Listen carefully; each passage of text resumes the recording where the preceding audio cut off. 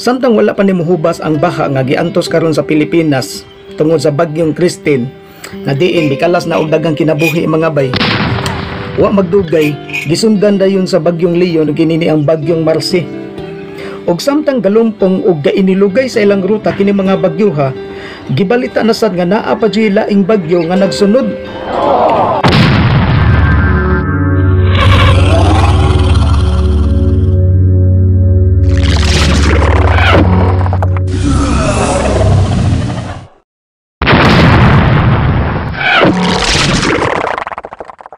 Ug samtang wala pa moabot sa Pilipinas kining mga bagyoha nga gisibya sa pag-asa, sakalit lang gisalot ang laing taho sa Pebbles nga mibuto ang bulkan sa Mount Canlaon.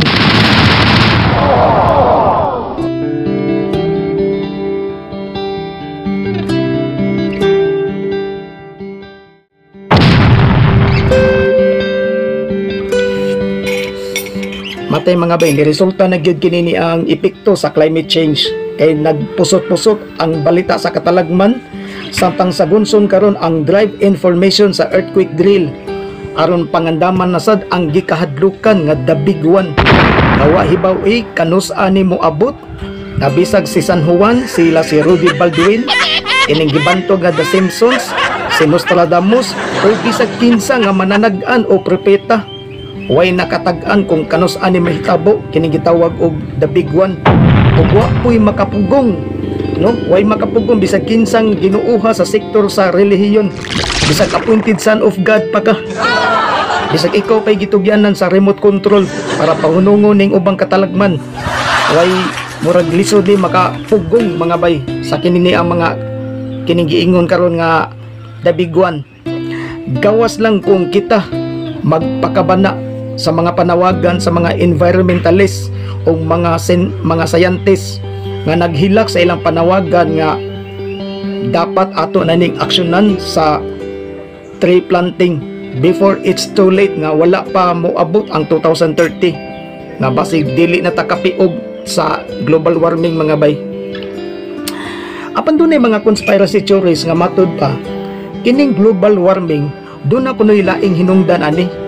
Usahan ni kini ilang giingon nga expansion sa kainit sa adlaw.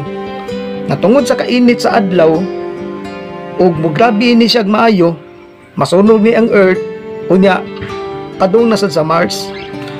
So, ang giingon man gud sa mga scientists mga bay, dunam sa ni sila punto gamay kay ang usa ka planeta gud nga nahimutang siya sa dili kayo tantong init, nya dili sa kayo tantong bugnaw.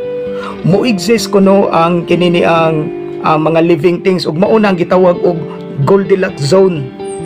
So mao na ang sitwasyon sa kining Goldilocks zone nga dili kayo tantong init, dili kayo tantong bugnaw.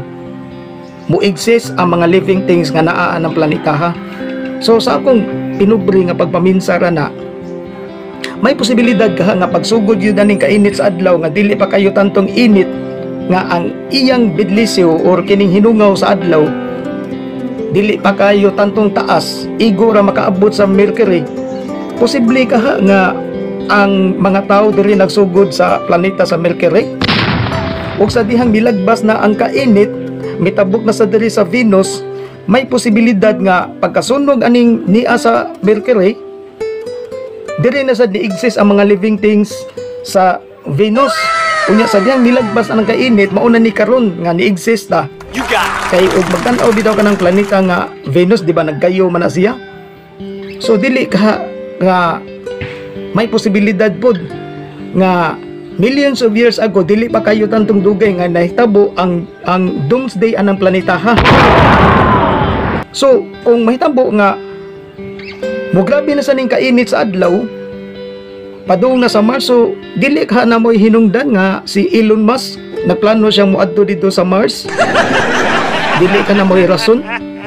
So ang ilang puntuan na dili ko ni mao'y hinungdan nga kanang pamutulan ng mga kahoy, kining mga hinungaw sa mga carbon dioxide sa mga pabrika ug ubang mga sakyanan, kun dili kini kunong expansion sa kainit sa adlaw. Apan mura maglisod kog dawat ana mga bay kay ang pamahayag man gud sa mga scientists ang atong kining atong sun, kining atong adlaw Ang lifespan ani niya mokabat og 10 billion years. So after 10 billion years, ang tanan nga mga planeta, kining mga buwan, mga asteroid, kining mga Kuiper belt kanang naa sa Oort cloud, tanan nga nagsalig sa enerhiya sa adlaw. Once nga mamatay na ning adlaw, kini tanang nagtuyok wa na sa ni siya. Pero mga bay, ang edad sa atong adlaw karon 4.5 billion years pa. So kung mo-expand ang kainit sa adlaw, aray pa ni sa mga 6 to 7 billion years una mutabok sa Mars. So murag dili pa ingon nga tukma kana nga pamahayag. Unya ikaduha ko no nga rason sad kining sindikato sa gitawag og HAARP kamatod pa gikontrol sa mga elitista kining ato nga kalibutan. Dili lang ang ekonomiya kundi hasta kuno ang weather. Sila mao'y gakontrol sa bagyo, kining linog, tsunami, wildfire, kining mga buto sa bulkan ug uban pa nga mga katalagman kung kanus anay nila ipahamtang ug asa ni nilang lugara i-target. Apan mga bay, minus ko og pagtuo ana. Kay may posibilidad man gud nga kini nga conspiracy theories gihimong black propaganda isip hapin sa katarungan aron pagbalid-ad og tabunan ang kamatuoran nga ang way puas og sinalbahis sa illegal logging mao'y hinungdan sa kininiang global warming. Kay og tinuod pa nga sila kini mga oligarko nga mga may pagkaamawon og utok, kung tinuod pa nga sila mo'y ga control ani ngano man na ang US karon grabe man katalagman nga nahitabuan na diya sa Canada, sa China maupod. Unya labi na gid dito sa mga naso dito sa Europe.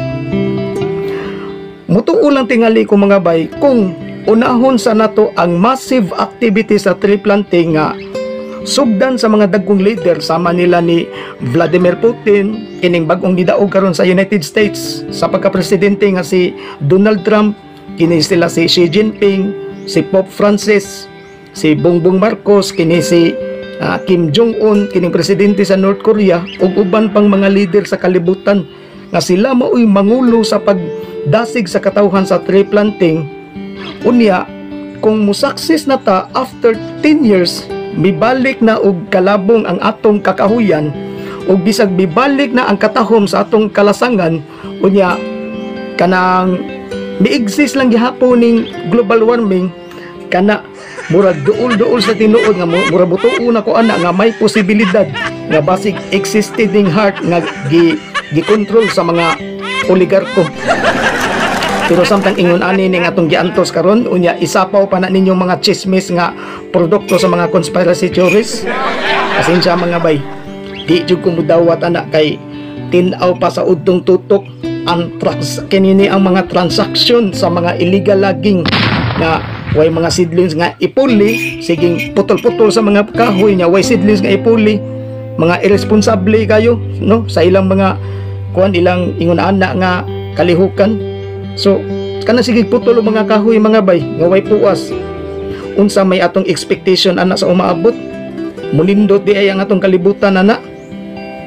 Ni atay mga leader sige lalis-lalis, sige gubat-gubat, inilugay sa gahom nya ni apay ubang mga followers po nato nga taphaw na mao'y tigsugnod sa mga isyu way katagbawan. Kunya i-promote pa ang sugal aron mo samot kapulpuling paminsar sa ubang mga viewers. So mao na mga bay, murag anang kuan na bay, anang mga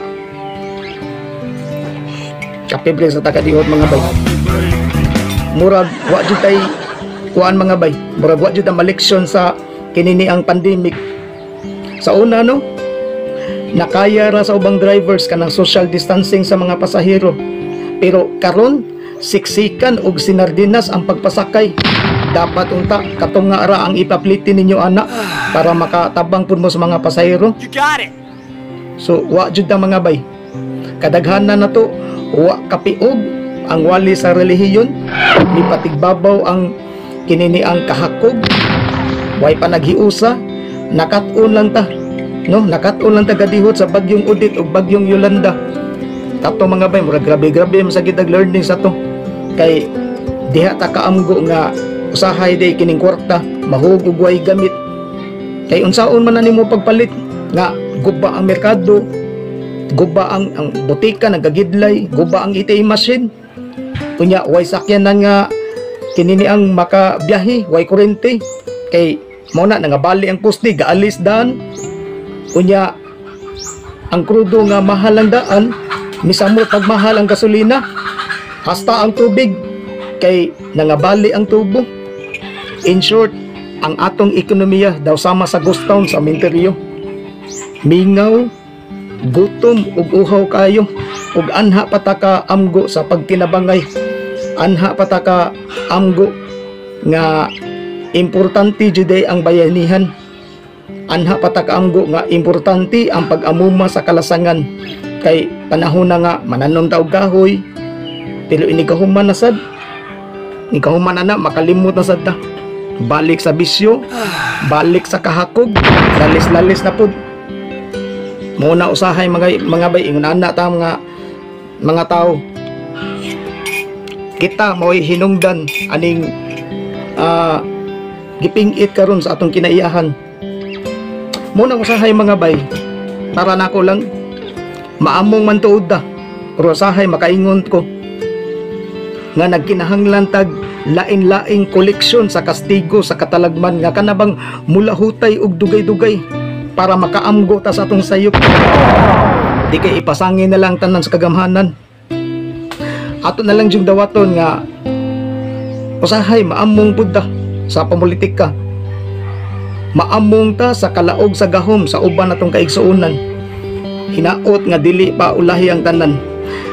Managlahi man tuod ang atong prinsipyo sa kinini ang politika o relihiyon, pero pwede pa tingali ta mag-abot tanan sa tunga-tunga. Kung ang nakasalalay gani ang kahimtang na sa atong kinini ang kalikupan nga nahimutang na sa peligro, kining atong kinaiyahan, kutob sa makasabot sa punto, no? Kutob sa makasabot aning pinubuli natong opinion, dili ta mohunong samtang naapatay panahon mga bay, magpadayon ta sa atong advokasya. Dili lang ko kutob og rock and roll natong tanan mga bay.